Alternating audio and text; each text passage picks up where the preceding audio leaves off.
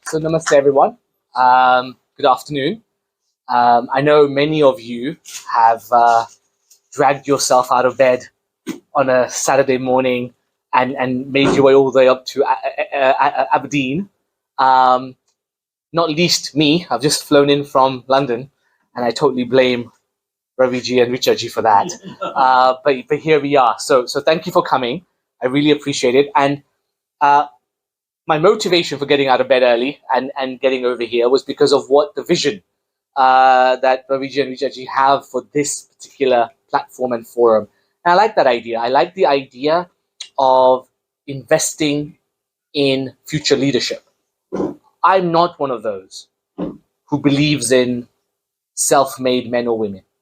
I don't think those things exist, right? I think every single leader, all forms of success occurs within an ecosystem, within an organic system, which then bubbles up to the surface leadership. So what this is a node, which is very important for the Scottish Hindu community of the future, in order to nurture, inspire, instill, give some direction to what future leadership might look like. I do not believe anybody is born a leader. You are cultivated, you are nurtured. Life chisels us to be in forms of leadership.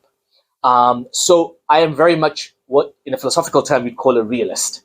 I'm not an idealist in that sense.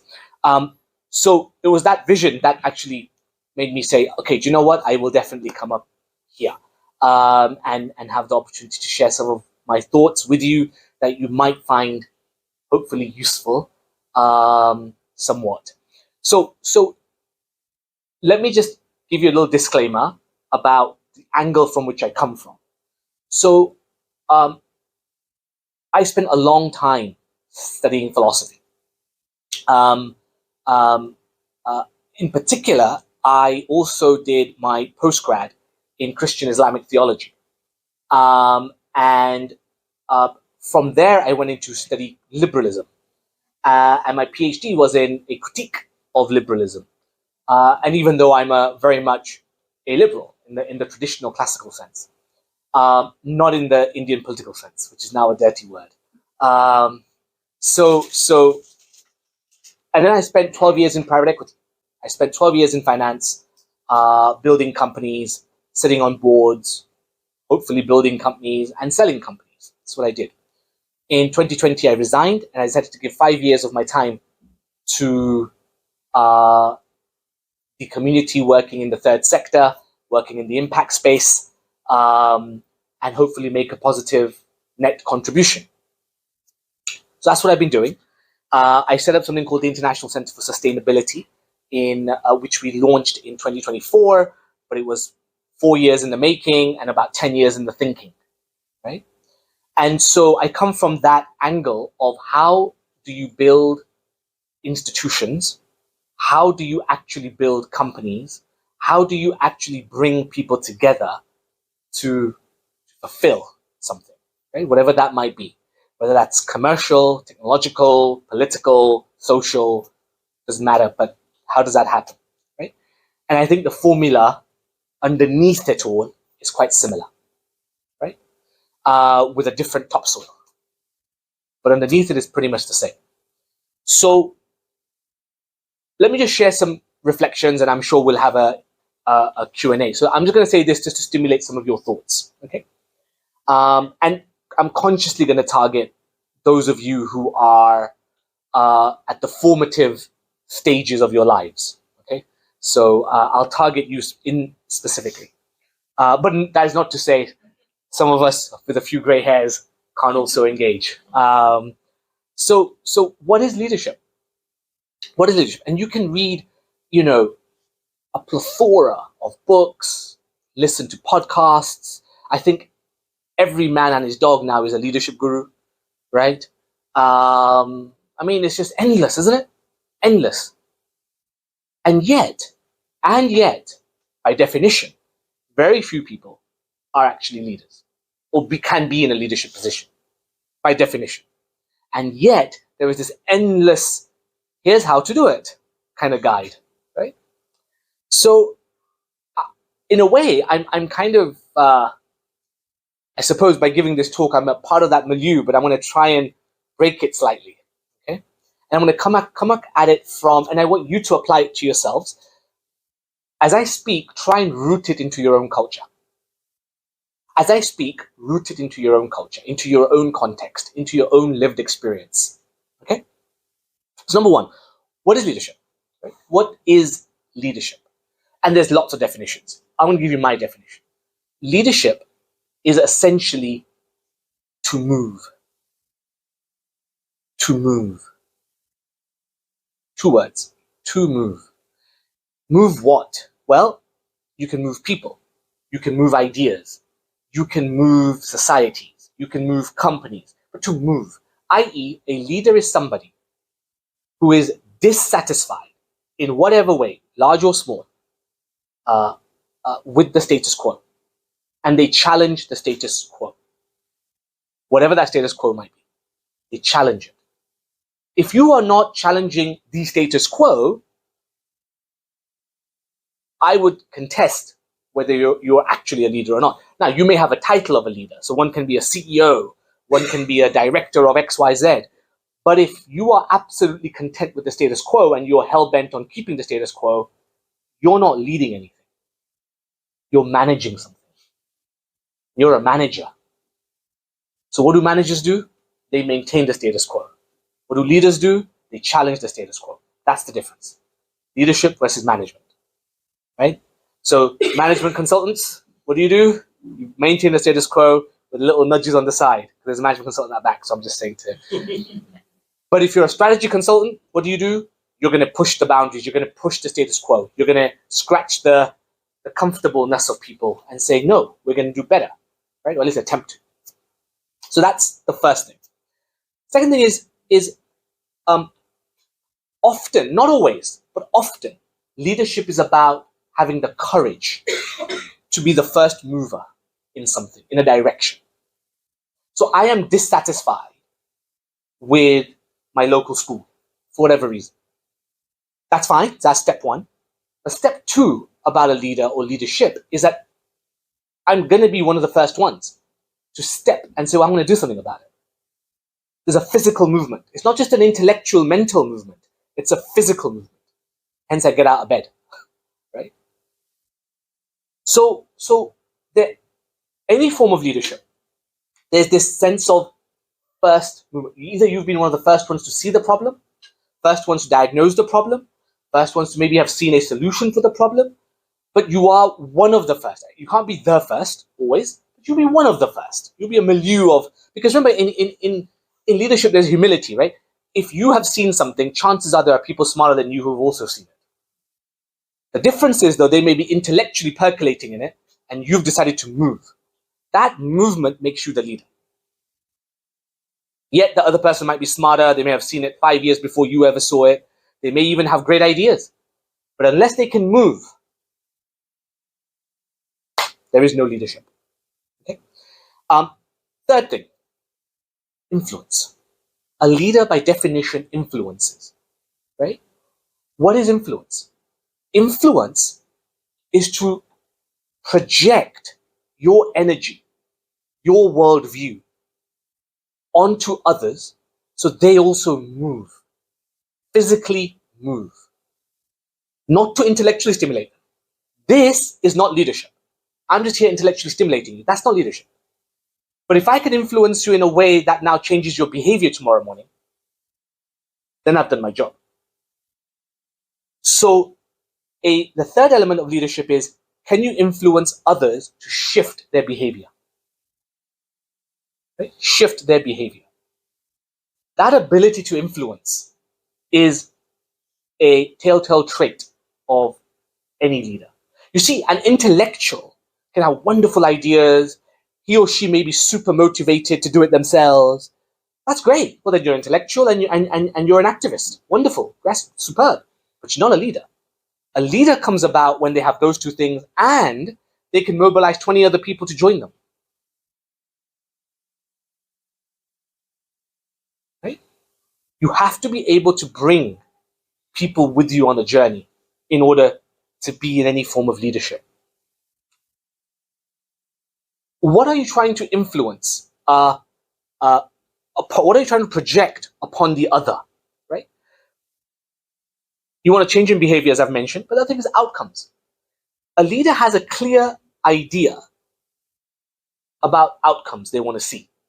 So essentially, they tell a story. The story is, I see a problem X, I think there's a solution Y, and I think we have to move in direction A.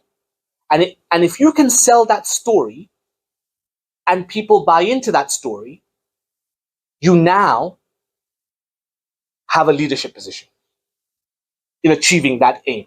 So leaders are always outcome driven. Even if they tell you that they're not.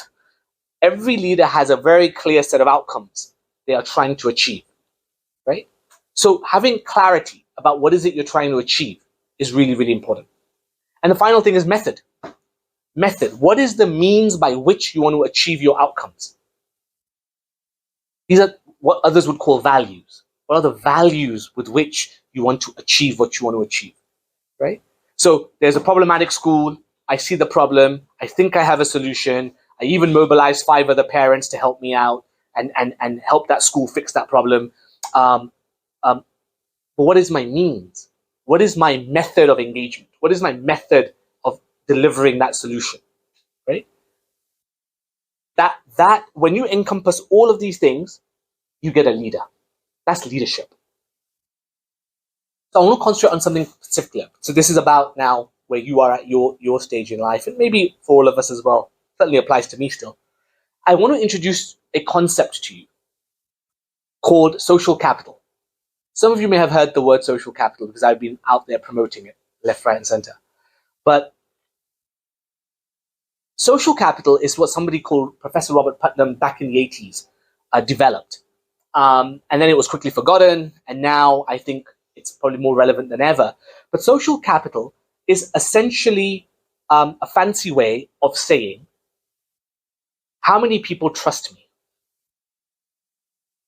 How many people trust me? You cannot be a leader unless people trust you.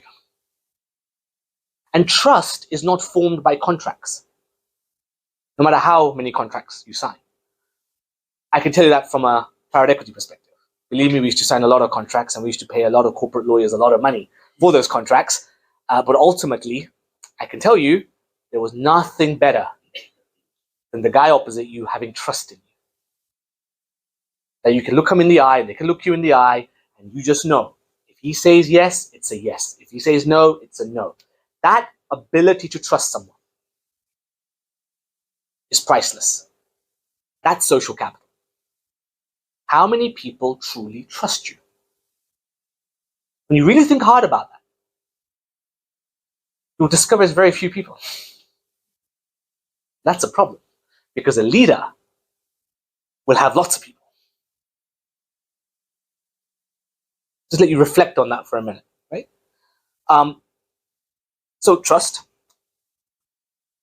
In parallel to trust, but trust is only formed when there's a relationship. So leaders actively, it's in their nature almost, I think. They form relationships with everybody. They form relationships with people. That's how social capital is built. Trust is built on relationships. How are relationships built? You don't need a great book for this. You don't need to go and study at university for this, right? You just have to play sports together. You just have to eat together. You just have to go and talk about movies together. You just have to go hiking together. You have to go on holidays together. Whatever it is. When you do activities with fellow strangers, you will very quickly find common ground. When you find common ground, you will find a common language. When you find a common language, you will find trust. Right? So it's not complicated. But those who are natural leaders, natural in the sense of cultivated leaders, who are naturally now appearing to do this, they're very conscious about the fact that trust is important in society. See, ultimately, guys, those of you who are studying, what does your first class degree mean? What does a grade 9 or whatever you get now, I think, or A, I don't know what it is in Scotland, right? But whatever it is, what you're aiming for, what you're aspiring for, ultimately, what is it? It's just a mark of trust. It's a mark of trust that you're not an idiot, that you're actually as smart as you say you are. It's just a mark of trust. That's all it is, right? And that mark of trust will get you in through the interview because they don't know you. You're a stranger to the person who's trying to find their talent. And that mark of trust gets you to the interview. But once you're in the interview, my friends, you're on your own. That trust will evaporate in seconds, right? Because you have no relationships. But suppose you had a relationship with the person who's interviewing you.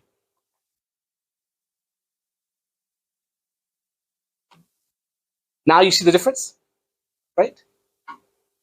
So leadership builds this entire ecosystem, consciously or unconsciously. But leaders do this, right? Consciously and it starts young. And it starts young. So if you are a technically brilliant human being and you're very ethical and you're very smart and you're very robust in yourself, but you've got no friends and you can't make friends, the best you'll ever be is a specialist. And that's fine. Nothing wrong with that. But then don't dream about leadership.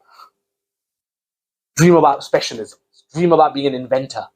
Dream about being, an entrepreneur who will create something, but ultimately will be led by someone else. Right? This is why so many entrepreneurs, I can tell you guys, I bought companies left, right, and center from very, very, very smart people in health tech especially. Right? And you know what we did in the first 6 months? We got rid of the founder. We kept him as a technical expert, paid them a lot of money for their technical expertise. But did I want them as a leader? Heck no. Because they were not leaders. They were specialists, brilliant specialists. It was their idea, their invention. But they're not leaders. Right? So you have to be very, very clear about what these lines are. Right? And it's not about qualifications. I'm telling you now, you having a leadership degree or management degree does not make you a good manager or a good leader. So don't buy for all that, right? I'd rather you study history and philosophy and manage, you could go and study some real subjects and then develop this social capital, develop these soft skills. That will make you a better leader in the long run than going to do some course on it. I can promise you that, right? So social capital. And the final thing I want to talk about is purpose. A leader is able to transfer what's in their mind, this idea of outcomes and purpose. Why? The why. Why do we want to do this? Why do I want you to spend your time here this morning? Why do I want to spend, for you to spend your money, your energy, your social capital, right? Why do I want you to do this for this outcome? That purpose has to be compelling and powerful, right? And ultimately rooted in reality. You can't just make this stuff up because sooner or later you're going to get found out, right? So you've got to be rooted in reality.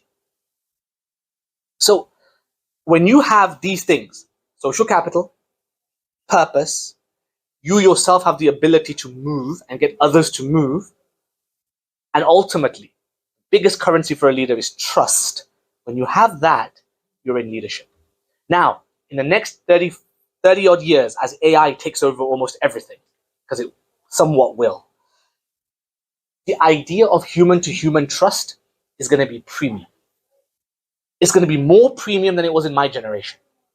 I can tell you that now, and your parents have no clue about what's coming, right? But you guys are at the front end of it, and some of you do know what's coming, but I know your parents don't, or most of your parents don't. Some of your parents will, but it's coming, and I can tell you now that the biggest currency for you will be trust. Can people trust you? Because in a world of AI and social media and artificial intelligence, my ability to trust a human being is actually going to diminish. And therefore, when a human being comes across who I can trust, that person becomes premium. So even though on the one hand, you're living in a world of hyper-perception, what is also happening at the same time, I can tell you, is that human-to-human relationship is becoming more valuable than ever. is becoming more valuable than ever. Human to human relationships. You can have 10,000 followers on LinkedIn. It will mean nothing in the future. Money will not come to you, right? Leadership won't come to you. But you have 100 people who say, yeah, I vouch for this guy. I worked for him or her, and she's brilliant. If she says something, she'll do it. If you got 100 people saying that for you, you will find success. You will find your traction. And that's the future. So I'll stop there with my opening remarks and then pass it on to Ravi. Thank you.